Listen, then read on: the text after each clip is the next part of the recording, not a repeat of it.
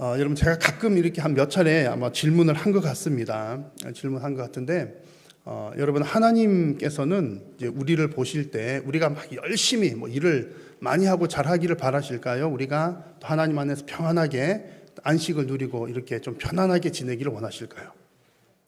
라고 물으면 이제 여러분들 아마 대답하고 싶은 대로 대답하실 겁니다.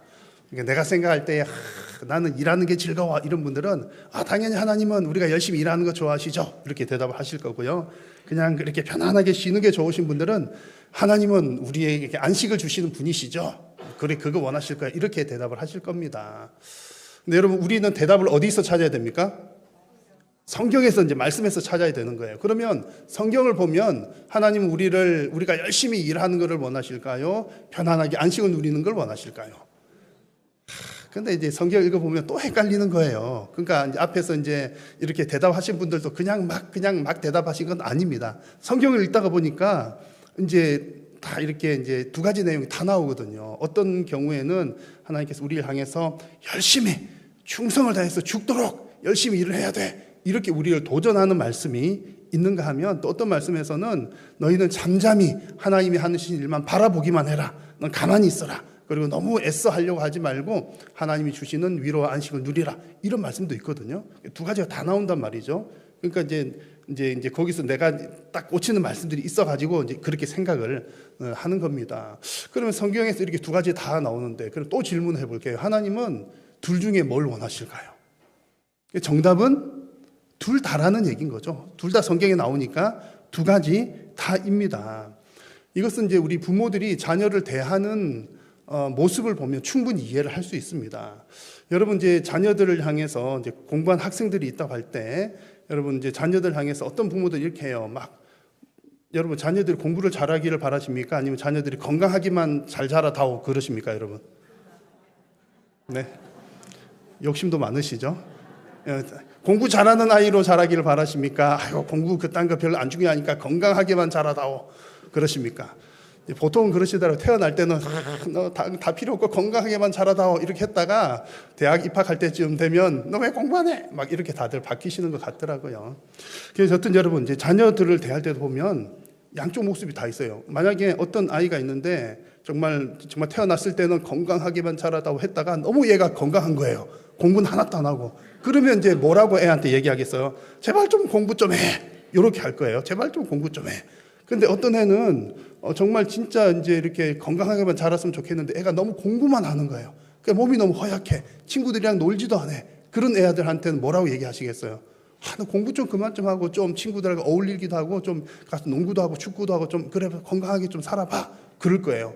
여러분 한쪽은 부모한테 공부 좀 해. 그리고 한쪽은 공부 좀 그만 좀 해. 공부 좀 조금만 해. 이렇게 하는데 둘 다 마음은 똑같은 마음이잖아요. 어떤 마음?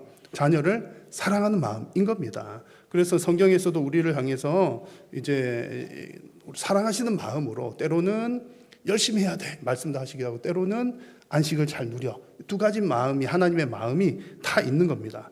그러다 보니까는 전 이제 설교자는 하나님의 말씀을 대신 전하는 자잖아요. 저도 설교하다 보면 저도 막 헷갈리는 거예요. 어떤 때는 예를 들어 지난주에는 막 여러분 열심히 충성을 다 합시다 했다가, 또 어떤 주간에는 여러분 하나님께 앞에서 평안을 누리십시오. 설교자도 막 헷갈리는 거예요. 근데 둘 다 해야 돼요, 안 해야 돼요? 해야 되는 거죠. 하나님의 말씀이기 때문입니다. 그래서 오늘은 이제 이런 양쪽들이 이제 말씀에 다 있는데, 오늘 우리가 들을 말씀은 열심히 하라는 쪽의 말씀입니다. 그래서 여러분 이제 열심히 하는 거 좋아하시잖아요? 아멘 딱 한 분 하셨네. 총여전도회 회장님 아멘 하셨습니다. 그래서 이제 1부, 2부 때도 보니까는 아멘 소리가 우리가 아멘 소리가 안 큰 동네잖아요. 이제 그러기 저도 이제 그러고 충분히 이해를 하는데, 오늘따라 1부, 2부 때는 더 이제 소리가 안 나오시더라고요. 그래서 오늘 대단히 부담되는 말씀이고, 여러분 그런 말씀인데 마음에 작정을 좀 하십시오. 잘 준비하셨다가 하나님이 나에게 말씀하신다 그런 생각이 딱 드시면 여러분 아멘 크게 아멘으로 화답하시면 하나님께서 영광 받으실 줄로 믿습니다. 그래도 보세요. 13명 안 하셨습니다. 자, 그래서 여러분 오늘 말씀은 열심히 하라는 하나님 메시지인데 뭘 열심히 해요? 우리에게 받은 직분을 열심히 잘 감당하라는 내용입니다. 올해 우리 교회 표어가 우리가 맡겨진 직분으로 이제 교회를 잘 세워나가는 그런 이제 직분자가 되기를 바라는 것인데, 정말 하나님께서는 직분을 통해서 교회를 세우시기 때문에 직분을 맡은 사람은 정말 열심히 잘 감당을 해야 한다는 얘기입니다. 근데 이제 간혹 보면 다른 교회 얘기입니다. 간혹 보면 직분을 그냥 어떤 명예 정도로 생각을 하거나 좀 대수롭지 않게 생각하거나 소홀히 여기는 경우들이 간혹 있습니다. 그런 경우에 하나님께서는 사실 매우 책망을 하시는 거예요. 성경에 여러 곳 나오고 오늘 여러 구절 말씀 드릴 텐데, 에스겔서 말씀을 보시면 이런 내용이 나옵니다. 하나님의 양떼를 잘 돌보라고 세운 목자가 하나님의 양떼는 잘 돌보지 않고 자기 배만 막 불려요. 그래서 하나님께서 그 목자를 향해서 뭐라 말씀하시냐면, 자기만 먹는 이스라엘 목자들은 뭐 할진저? 화 있을진저. 되게 무서운 말씀인 거예요. 근데 이 말씀은 제일 두려워 떨어야 되는 사람은 접니다. 오늘 이제 다 이렇게 배경이 그런데, 특히 말씀의 사역자를 향해서 주는 그런 내용이거든요. 근데 말씀의 사역자도 하나님께서, 목사도 직분이잖아요. 이게 이제 목사에게만 해당되는 게 아니라 다른 직분들도 마찬가지라는 겁니다. 그래서 목자뿐만 아니라 직분을 받은 모든 사람들은 직분을 잘 감당하지 못했을 때 화 있을진저, 이건 되게 무서운 말씀이거든요. 그래서 두렵고 떨림으로 우리에게 주어진 직분을 잘 감당을 해야 합니다. 오늘 고린도전서 4장 말씀을 나눌 텐데, 이 본문은 1차적으로는 말씀의 사역자 목사들한테 주시는 말씀입니다. 근데 목사도 직분 중에 하나이니까 우리 넓게 보면 우리 모든 직분자들에게 주셨다는 사실을 기억하시면서 하나님의 말씀을 함께 나눌 수 있기를 바랍니다. 그래서 오늘 본문을 근거로 해서 내가 과연 직분을 잘 감당하고 있는지 몇 가지 질문들을 해보려고 합니다. 그래서 이 질문들을 여러분 스스로에게 한번 해보시고, 나는 과연 이렇게 잘 하고 있는가 한번 돌아보면서 정말 하나님께서 우리에게 맡겨주신 직분, 혹은 직분을 안 받으신 분들은 하나님께 나에게 맡겨주신 어떤 일, 봉사의 일들을 잘 감당하는 그런 우리 모두가 될 수 있기를 간절히 소망합니다. 자, 첫 번째 질문입니다. 우리가 정말 하나님 앞에서 직분을 잘 감당하고 있는지 질문하는 것 첫 번째, 나는 과연 관리자의 직무를 잘 감당하고 있는가? 관리자의 직무를 잘 감당하고 있는가? 스스로에게 질문을 해봅니다. 이 질문은 우리 직분자의 정체성이 관리자에게 있다는 뜻입니다. 직분자는 곧 관리자라는 뜻입니다. 오늘 성경을 보시면 이 이제 사역자들의 직분에 대해서 판단하는 고린도 교인들이 있었습니다. 그런 자들을 향해서 가장 1절 말씀에서는 사역자들의 정체성에 관한 말씀을 먼저 말씀합니다. 사람이 마땅히 우리를 그리스도의 일꾼이요 하나님의 비밀을 맡은 자로 여길지어다 라는 말씀입니다. 이 말씀에서 일꾼이라고 하는 말은요, 사실은 이제 일꾼 그러면 어감이 괜찮지만 아주 이제 이렇게 따지고 이렇게 거슬러 올라가 보면 이 일꾼은 노예라는 뜻입니다. 노예인데 어떤 또 노예냐면, 옛날에 큰 배를 노를 저어서 가잖아요. 그럼 저 배 밑창의 밑바닥에 컴컴한 데서 보이지도 않는 곳에서 이렇게 선장의 지시를 따라, 주인의 지시를 따라 노를 젓는 노예들을 두고서 오늘 보면 일꾼이라고 하는 표현이 이제 그런 것과 같은 맥락의 단어인 겁니다. 그리고 하나님의 비밀을 맡은 자라고 할 때, 맡은 자라고 하는 말은 관리자라는 뜻입니다. 집주인은 아니지만 주인의 것을 관리하는 사람인 거죠.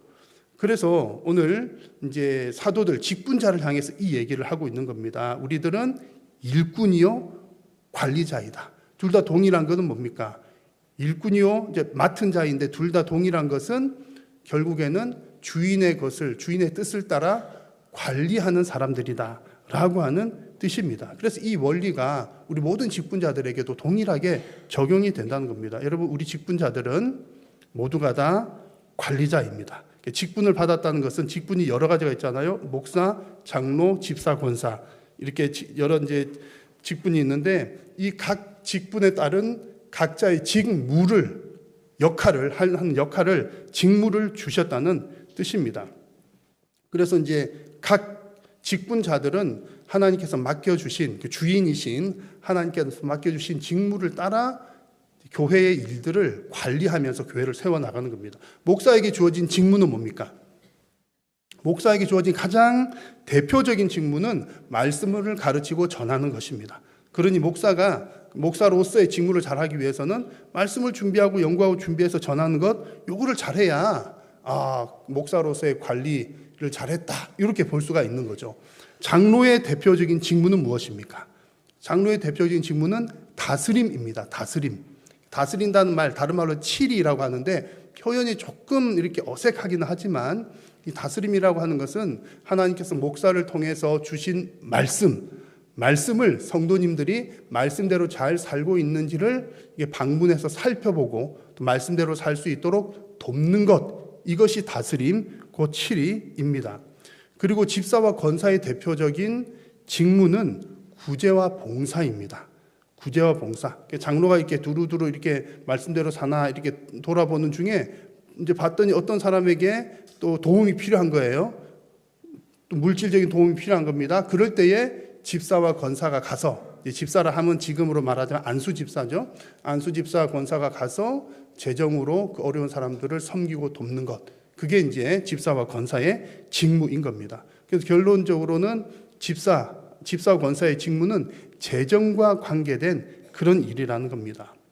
이제 그 다음 주에도 제가 광고를 하겠습니다만, 본래 우리가 10월 첫 주가 재직회가 있는 주간이잖아요. 근데 다음 주는 이제 추석 연휴가 껴서 한 주로 연기를 해서 다음 주 광고를 드릴 텐데, 안수집사와 권사의 직무 중에서 가장 기본이 되는 게 어디에 참석하는 겁니까?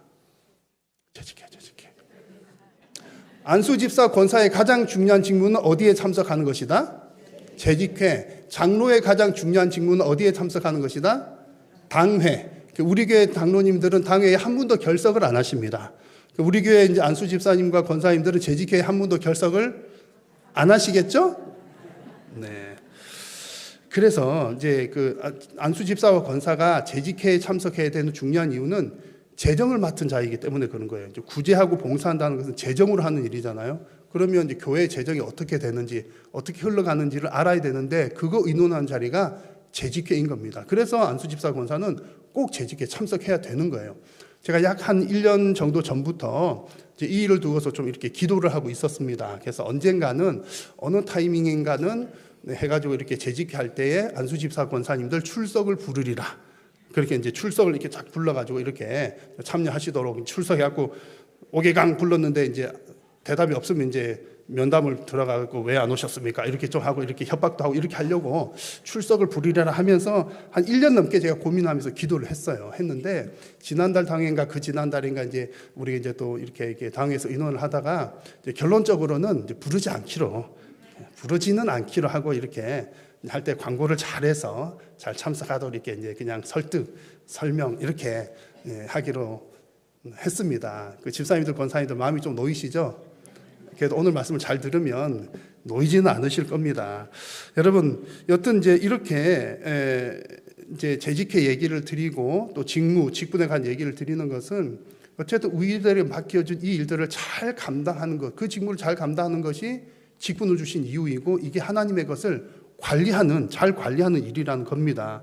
근데 이제 좀 부담되는 말씀이지만, 아까 이제 서론에도 말씀드렸잖아요. 근데 성경에 곳곳에 이런 구절이 나오는데 예수님께서 이런 말씀 하십니다. 알지 못하고 맞을 일을 행한 종은 적게 맞으리라. 무릇 많이 받은 자에게는 어떻게 요구할 것이요? 많이 요구할 것이요. 많이 맡은 자에게는 많이 달라 할 것이니라. 하나님께서 맡길 만한 자에게 직무를 주시고 직무를 주신 이후에는 그것을 수행하기를 요구하십니다. 그리고 그 직무를 제대로 감당하지 않으면 책망이 있다는 말씀입니다. 그래서 오늘 말씀을 들으면서 가장 첫 번째로는 내가 과연 하나님께서 나에게 직분을 주셨다, 어떤 일을 맡기셨다는 것은 하나님의 집에 관한 관리를 맡기셨는데 내가 그 관리자로서의 직무를 잘 감당하고 있는가? 여러분 스스로 한번 질문을 해 보시기를 바라고 맡은 직무를 잘 감당하는 우리 모든 직분자들과 성도님들이 되시기를 축복합니다.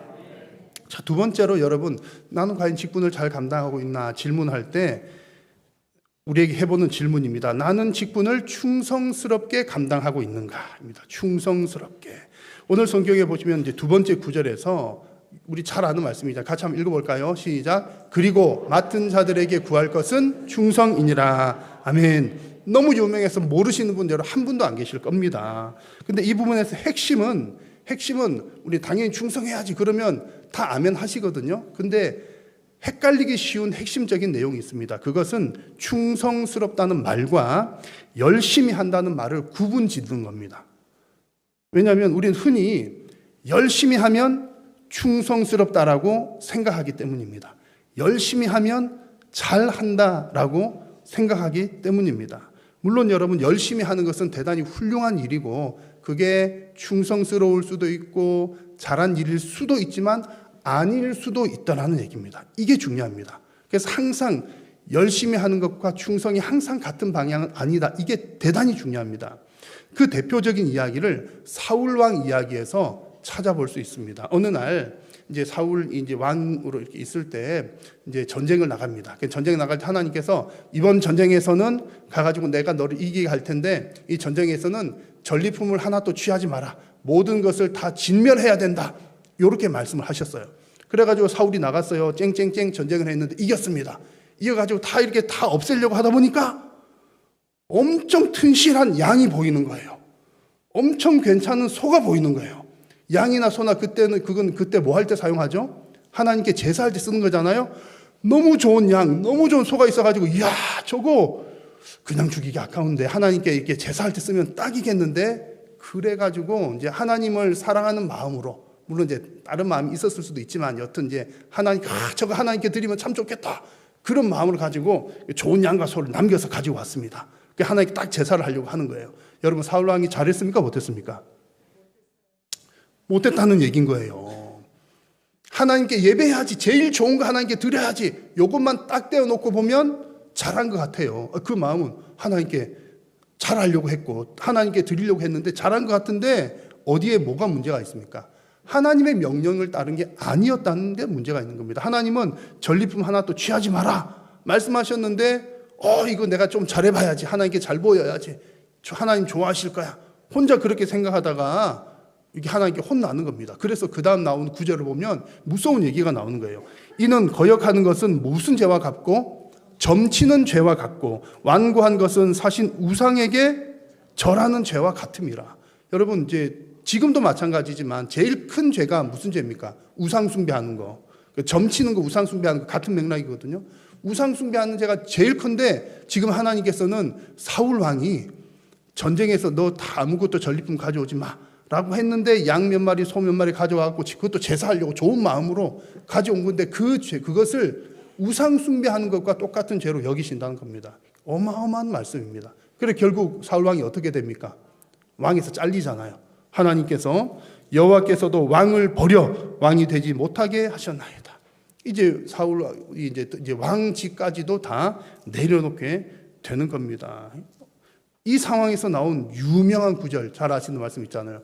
순종이 무엇보다 낫고 제사보다 낫고 듣는 것이 하나님 말씀 듣고 따르는 것이 수장의 기름보다 낫다. 하나님께 막 제사한다 예배한다 그것보다도 하나님 말씀에 순종하는 게 더 중요하다는 이야기입니다. 그래서 여러분 꼭 기억하실 게 그거죠.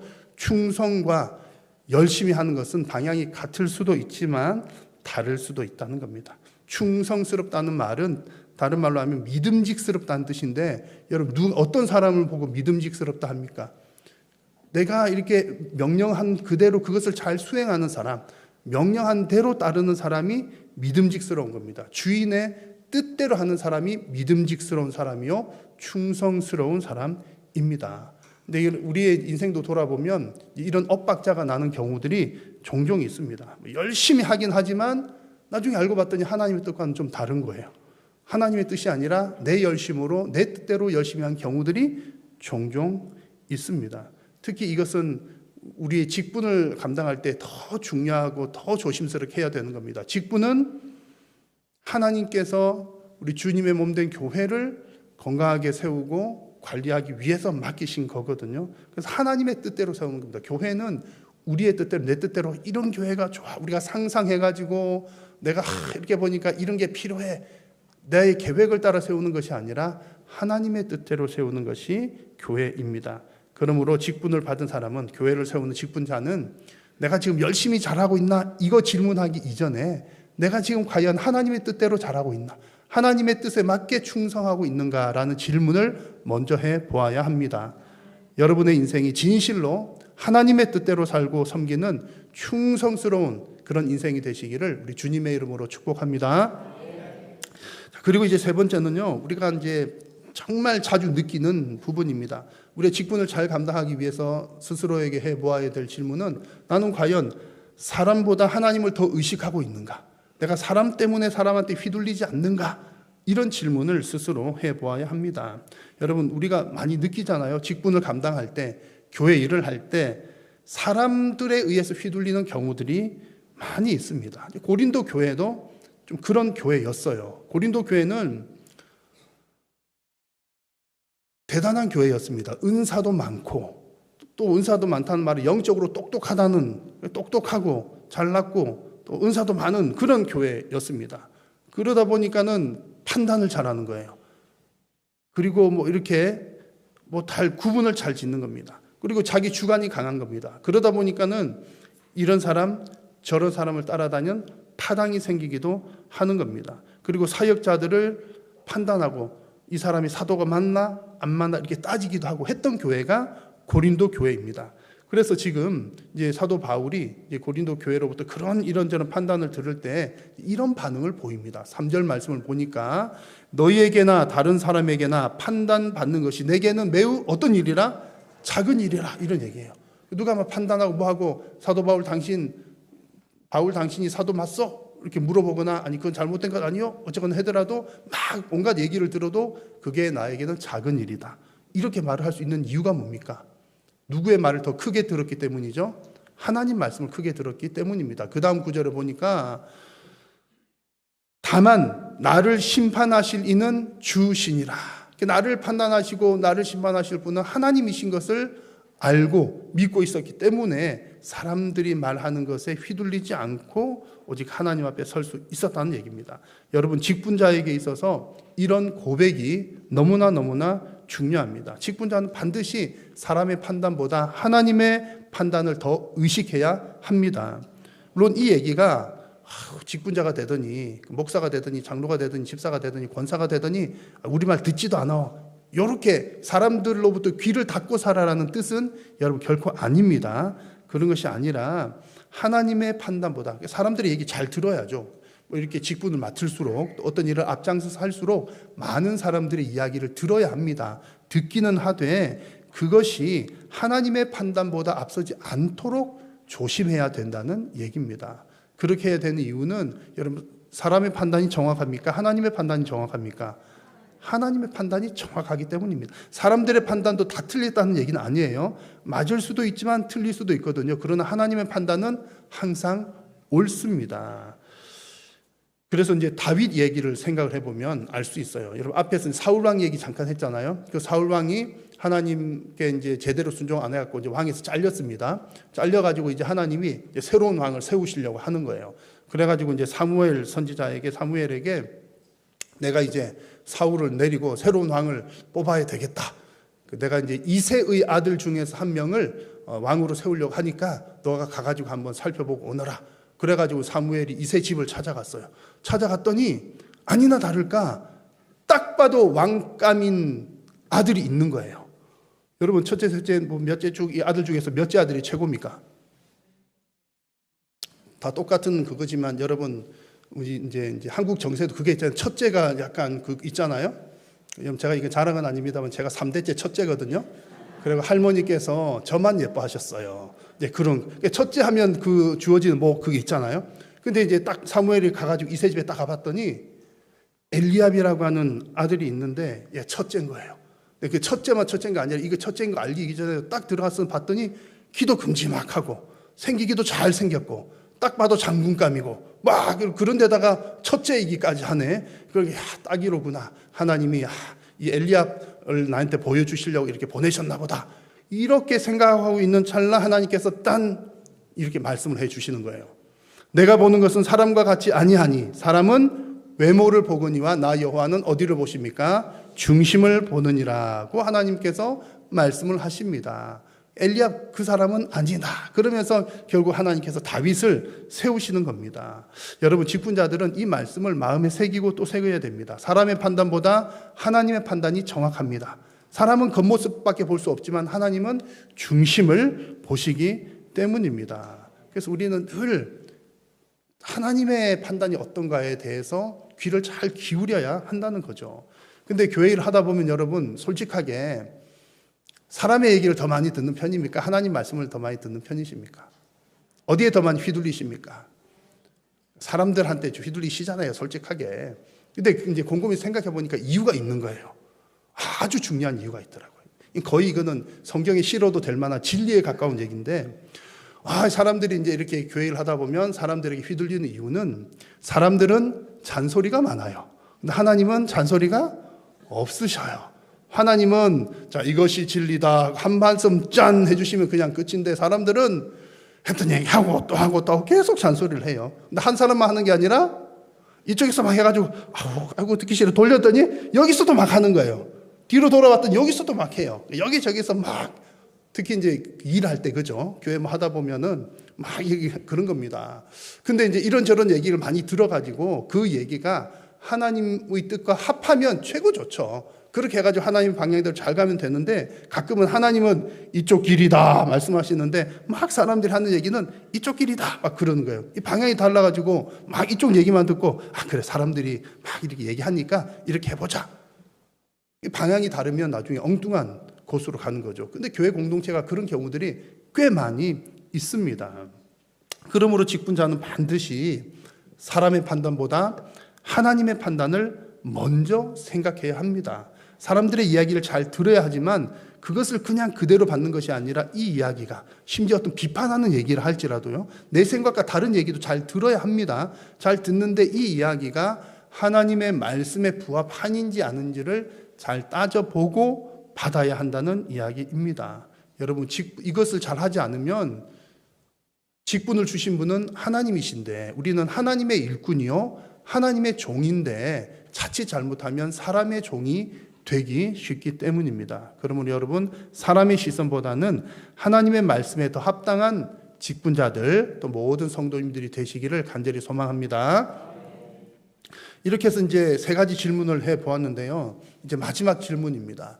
우리가 정말 하나님 앞에서 직분을 잘 감당하려고 한다면 나는 과연 하나님의 칭찬을 기대하고 있는가 아닌가를 질문을 해 봐야 됩니다. 여러분, 하나님께서 칭찬해 주시기를 바라십니까? 아니면 별로 관심이 없으십니까? 봐요. 대답 안 한 사람들이 헐 많거든요. 그럴 줄 알았습니다. 근데 내가 하나님의 칭찬을 바란다 이 얘기는 뭔가 보상을 받고 일을 한다는 차원하고는 좀 다른 얘기입니다. 다른 얘기고, 직분자가 하나님의 뜻대로 잘 직분을 감당했을 때 그 마지막 결과가 어떻게 되는, 결론이 어떻게 되는지를 알고 있어야 된다는 얘기입니다. 오늘 말씀에 5절 말씀을 보시면 이렇습니다. 같이 한번 읽어보겠습니다. 그러므로 때가 이르기 전 곧 주께서 오시기까지 아무것도 판단하지 말라. 그가 어둠에 감추인 것들을 드러내고 마음의 뜻을 나타내시리니 그때에 각 사람에게 하나님으로부터 칭찬이 있으리라. 아멘. 맡겨주신 직무를 잘 감당하면 마지막에 뭐가 있다고요? 칭찬이 있으리라 입니다. 그런데 칭찬이 있다는 말은 반대로 말하면 뭐도 있다는 뜻일까요? 책망도 있다는 얘기입니다. 자, 여러분, 칭찬을 기대하십니까? 책망을 기대하십니까? 그 말 대답이 또 많이 없잖아요. 대답 안 하신 분들의 마음을 제가 잘 압니다. 대답 안 하신 분들은 지혜로운 분들인데 아마 이런 생각을 했을 거예요. 목사님, 사실 저는요, 칭찬도 바라지는 않고요, 책망은 안 받았으면 좋겠고요, 한 중간쯤만 가면 딱 좋을 것 같아요. 이제 한가위가 다가오니까 이런 말 있잖아요. 더도 말고 덜도 말고 중간만 가자. 그런 생각 가진 분들이 있을 거예요. 그 사회생활도 하다 보면 그런 이제 생각을 갖는 분 많거든요. 왜냐하면 너무 잘하려고 하면 힘들잖아요. 또 너무 뒤처지면 또 이게 나고 되니까 안 되잖아요. 중간만 가자. 이게 참 어떻게 보면 인생의 지혜 이렇게 보이긴 합니다. 근데 하나님의 나라 일에 있어서는 여러분, 이게 다른 얘기, 이런 게 없습니다. 하나님 나라 일에서는 중간쯤 가자, 그거 아니에요. 자, 여러분, 성경의 원리는 달란트의 원리입니다. 하나님께서 우리에게 여러분 칭찬 받기를 기대합시다. 이 얘기는 이제 정말 엄청 열심히 해가지고 어마어마한 성과를 거두어가지고 아니면 하루에 맨날 교회 나와갖고 2시간씩 3시간씩 기도하셔가지고 그래서 칭찬 받읍시다, 이런 게 아니라는 뜻이에요. 성경의 원리는 뭐 많이 하면 뭐 이렇게 잘했다, 그런 칭찬이 아니라 달란트의 원리입니다. 달란트의 원리. 달란트는 뭡니까? 한 달란트 받으면 한 달란트만큼의 열매를 맺고, 5달란트 받으면 5달란트만큼의 열매를 맺는 거예요. 그러면 우리가 인간적인 계산을 할 때는 하나가 많아요, 5개가 많아요? 5개가 많잖아요. 그럼 누가 더 칭찬받아야 돼요? 5개. 근데 하나님 뭐라고 하셔요?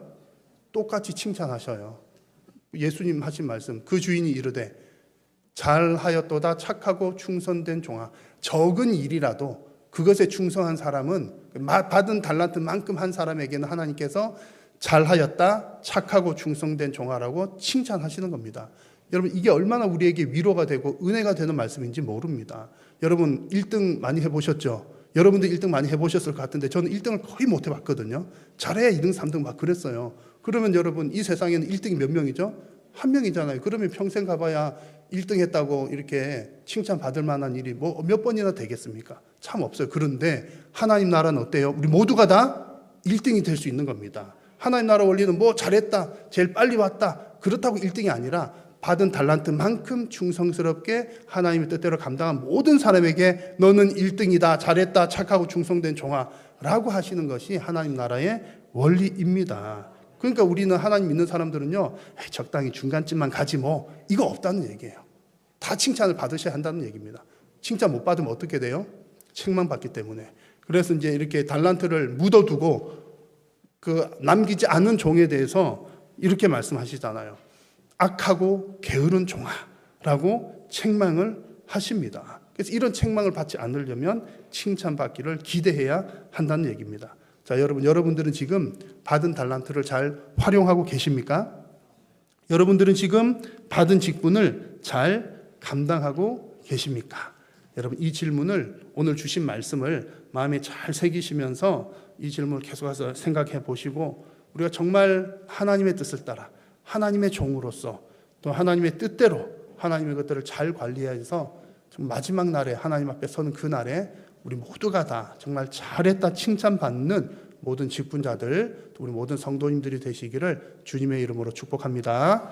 기도하겠습니다. 살아계신 여호와 하나님, 우리에게 하나님께서 달란트를 맡겨주시고 또 우리에게 직분을 맡겨주시고 또 그 일을 충성스럽게 잘 감당한 자들에게 잘했다 칭찬하는 분이신 줄로 믿습니다.